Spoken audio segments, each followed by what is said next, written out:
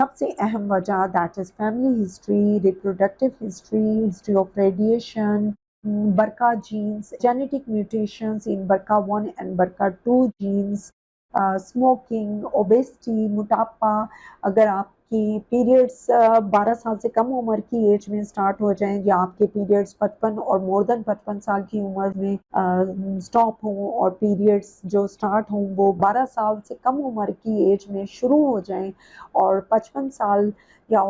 55 साल से ज़्यादा की उम्र में आपके पीरियड स्टॉप हो जाएं और आपके पीरियड स्टॉप होने के बाद अगर आप HRT hormone replacement therapy use करते हैं या फिर आप कोई एस्ट्रोजन एंड प्रोजेस्टेरॉन कोई हार्मोन्स यूज़ करते हैं, उन औरतों में ये बहुत कॉमन है और जिनमें मोटापा ज़्यादा है, बहुत ज़्यादा ओबीस हैं या स्मोकिंग करती हैं,